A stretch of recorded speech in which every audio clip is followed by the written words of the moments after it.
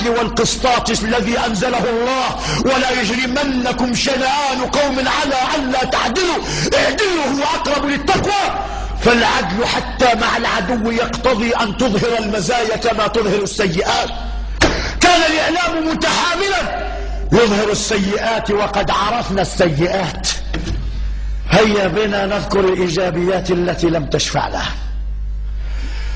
اليوم بعد استشهاده لا بد من ذكر الإيجابيات حتى لا يقال إنكم كنتم معه. الآن استشهد وذهب حزب البعث. لا إله إلا الله محمد رسول الله. صدام حسين رحمة الله عليه، هذا الرجل أول ما قام به في العراق أنه أمم الثروة البترولية. ما معنى أممها؟ جعلها في خدمة العراق وفي خدمة النهضة التنموية العراقية. نعم، سرقات يمكن أن تكون، رشاوي يمكن أن تكون، زبونية يمكن أن تكون، هذه ما سلم منها نظام عربي، هذه ما سلم. لكننا رأينا العراق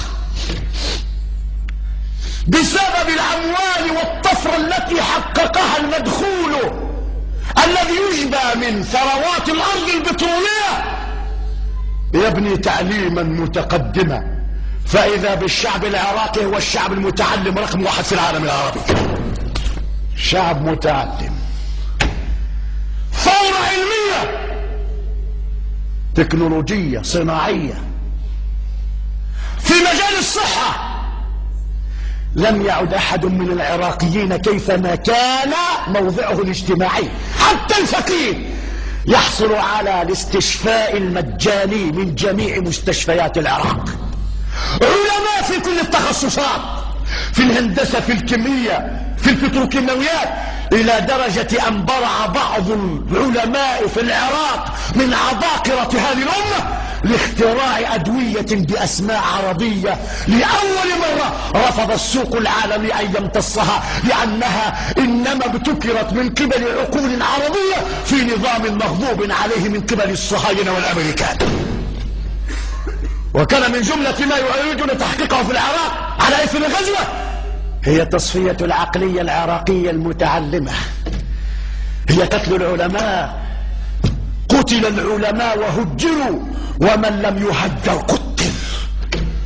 لا إله. ثم الذي أزعجهم أكثر أن العراق في الثمانينات كان أول دولة عربية تريد أن تدخل إلى النادي النووي، فأنشأت مركبا نوويا قصفه الصهاينة فسكت العالم وسكت العرب. بلد نووي. أما في علاقته مع الدول العربية فاسمع، كان يعمل في العراق أكثر من 2,000,000 عامل مصري. الدولة العربية البترولية الوحيدة التي تأتي بالعمالة العربية وليست العمالة الأجنبية. نعرف مغاربة كانوا يعملون في البترول في العراق بأثمان باهظة، بأثمان باهظة، لا يأتون بالعمالة الأجنبية كما هي بلدان الحجاز شبه الجزيرة العربية. أغلب الذين يأتونهم مهندسون من كل الأجناس إلا العرب، إلا العرب. لا إله إلا الله، 2,000,000. أما قضية القضايا فهي فلسطين، فلقد وقف الرجل مع محنة فلسطين بالمال والدعم، نقولها بعد استشهاده، فلم يسمع أبدا للخطاب الذي يريد أن يمرغ كرامة العرب بترك قضية فلسطين لأعداء الأمة. بل حتى في آخر لحظاته كان يقول قبل الاستشهاد: عاشت الأمة العربية وفلسطين عربية، يؤكد عليها على مسمع ومرأى من العالم. ولقد بكاه الناس ولم يبكه أحد كما بكاه الفلسطينيون. سمعت لريبورتاجات قدمتها الجزيرة عبر الأثير تلتقط فيها آراء الفلسطينيين على اختلاف أجناسهم وانتماءاتهم الحزبية والسياسية، فلم تسمع إلا ما يثلج الصدر. فالرجل كان قائما بواجبه أو بأقل الواجب مع الشعب الفلسطيني. لا إله إلا الله. أما الذي تميز به صدام عن كل حكام العرب، ولست أدري متى يأتي أحد الحكام لكي يصل إلى ما وصل إليه، فصدام هو الرئيس الأول في دنيا العالم الذي سلط صواريخه على تل أبيب. حسن نصر الله وصلت صواريخه إلى الخضيرة 75 كيلومتر، وبقيت 75 كيلومتر لكي يصل إلى تل أبيب، وهدد بذلك. أما صدام لم يهدد، ولكن ضرب تل أبيب بصواريخه وسقطت في العاصمة الصهيونية، وفرضت على الصهاينة أن يضعوا في تل أبيب الكمائم التي تحميهم من المواد الكيماوية السامة خشية أن تنزل عليهم حلم من السماء. هل تراه يغفر لصدام؟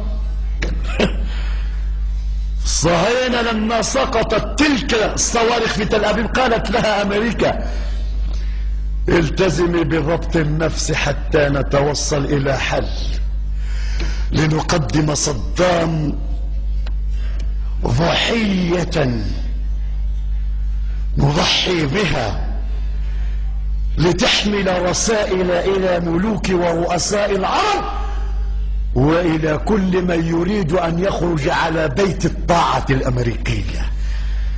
قال لا لأمريكا، وكان في إمكانه أن يتنازل ويصل مع أمريكا في وسط الطريق إلى حلول، ويبقى جاثما على كرسيه يسيم أهله الخسف، لكن قال لا،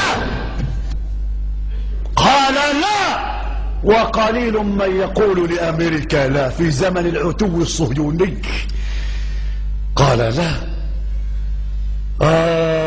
فحاكموه، فكان لابد للمحاكمة أن يسفر عليها حكم يرضي أعداءه، وأعداؤه ثلاثة: الصهاينة، والصليبيين على رأسهم أمريكا، والصفويين الإيرانيين الذين قاتلهم في الثمانينات. لابد من أن تجتمع فأر الفئام الثلاثة في يوم واحد لتحقيق ما ترنو إليه النفوس الخبيثة للغرب الصليبي وللصهاينة ولهؤلاء الشيعة المتطرفة الذين جعلوا اليوم يوما لتحرير بغداد. بعد قتل صدام بقي تحرير بغداد. لا إله إلا الله محمد رسول الله. فجيء بمحكمة شكلها الاحتلال، ولا أريد أن أدخل في تفاصيل كيفية تعيين قضاتها.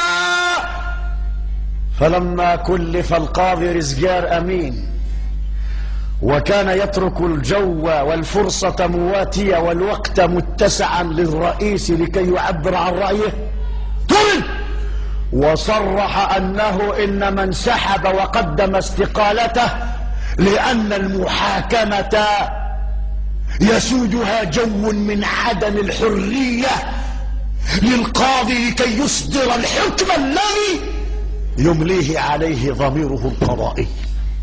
فانسحب وهدد، بل قال بعظمة لسانه إن المحكمة تأتيها أوامر أمريكية فلا ننفذ إلا أوامر أمريكا. وجاء بقاض حكم عليه صدام مرتين بالمؤبد. جاء بعدو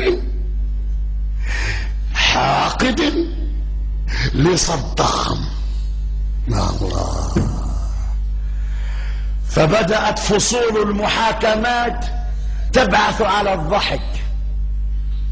فرض للمحامي، استهزاء بالمحامين، خروقات للقانون. ونحن لسنا من أهل القانون، فقد استمعت إلى أكثر من مداخلة لأساتذة القانون الدولي فصرحوا أجمعون بأن المحكمة لاغية قانونيا ودستوريا، لأنها محكمة إنما شكلها الاحتلال في أرض كانت مستقلة لرئيس كان رئيس دولة فأطاحوا به، فلا بد أن تطبق عليه أحكام ما يسمى بقوانين جنيف، فهو أسير حرب، وأسر الحرب لا يمكن أبدا أن يعدموا، أسير حرب. وجزاه الله خير القذافي، وقد صرح بذلك الرئيس الوحيد دفاعا عن الحق ليس عن صدام. لا إله إلا الله محمد رسول الله. فصدر الحكم بالإعدام.